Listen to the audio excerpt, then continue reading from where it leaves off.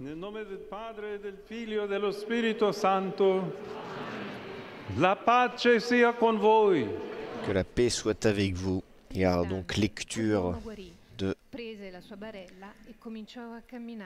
cet extrait de l'Évangile avant donc la catéchèse du Saint-Père. De l'Évangile selon saint Jean. Or, à Jérusalem, près de la porte des brebis, il existe une piscine qu'on appelle en hébreu Bethsata. Elle a 5 colonnades sous lesquelles était couchée une foule de malades, aveugles, boiteux et impotents. Il y avait là un homme qui était malade depuis 38 ans.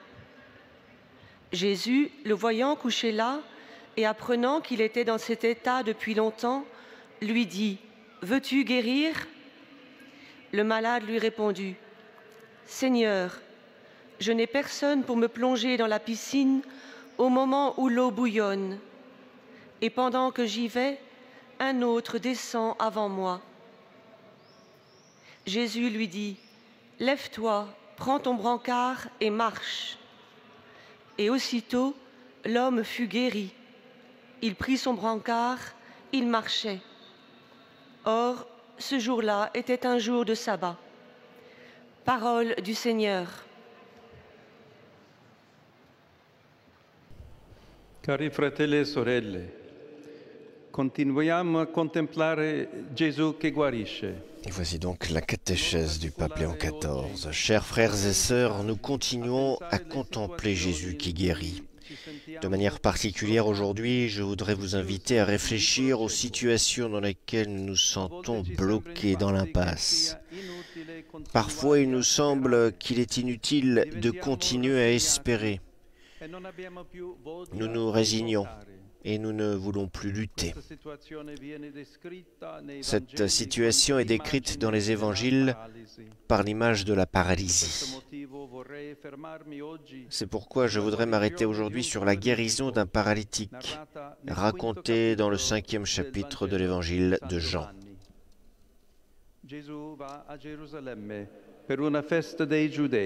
Jésus se rend à Jérusalem pour une fête juive.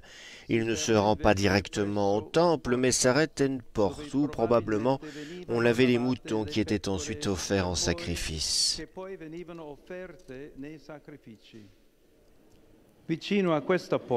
Près de cette porte, il y avait aussi beaucoup de malades qui, à la différence des brebis, étaient exclus du temple, car considérés comme impurs. C'est alors Jésus lui-même qui les rejoint dans leur douleur. Ces personnes espéraient un prodige capable de changer leur destin. En effet, à côté de la porte, se trouvait une piscine dont les eaux étaient considérées comme thaumaturgiques, c'est-à-dire capables de guérir. À certains moments, l'eau s'agitait, et selon la croyance de l'époque, celui qui plongeait en premier était guéri. Une sorte de guerre des pauvres était ainsi créée. Nous pouvons imaginer la triste scène de ces malades se traînant péniblement pour entrer dans la piscine.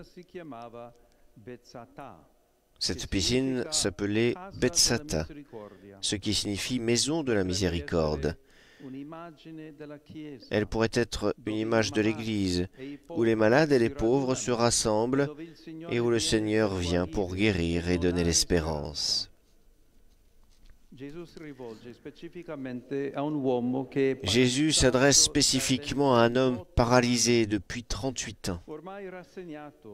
Il est maintenant résigné parce qu'il ne parvient jamais à s'immerger dans la piscine lorsque l'eau devient agitée. Cet homme répond en effet de manière plus articulée à la question de Jésus, révélant sa conception de la vie. Il dit tout d'abord qu'il n'a personne pour le plonger dans la piscine.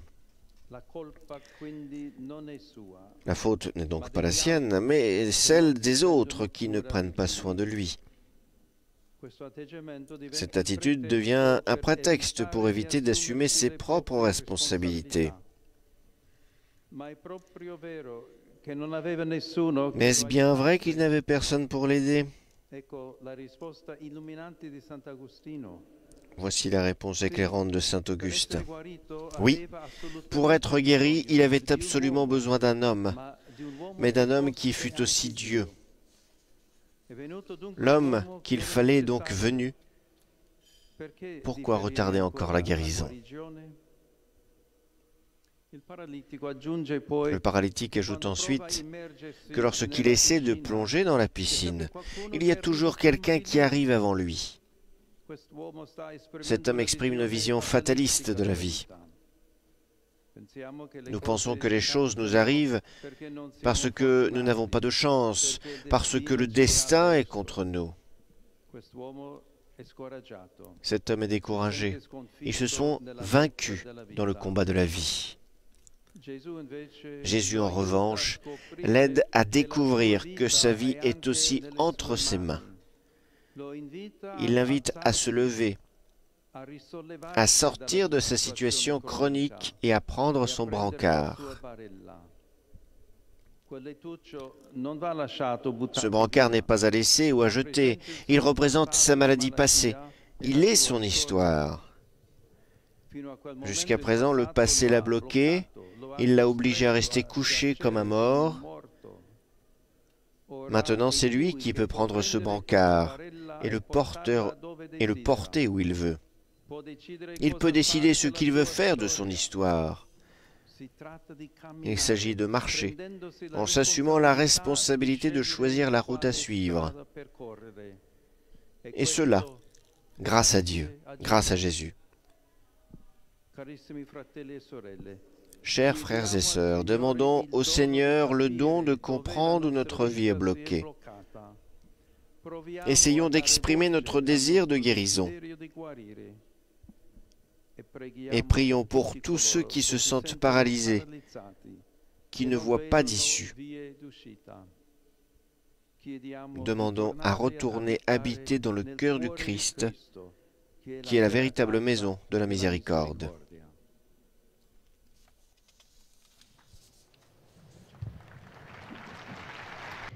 En s'adressant aux francophones, le Saint-Père vient de dire « Je salue cordialement les pèlerins de langue française, en particulier les fidèles de Côte d'Ivoire, du Sénégal, de la République démocratique du Congo et de France, dont un groupe des Amis de Compostelle et Rome, le lycée Notre-Dame d'Orvaux et de nombreux élèves de différents collèges.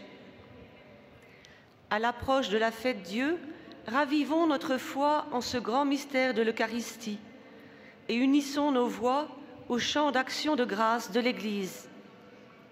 Que Dieu vous bénisse. Dominus vobiscum.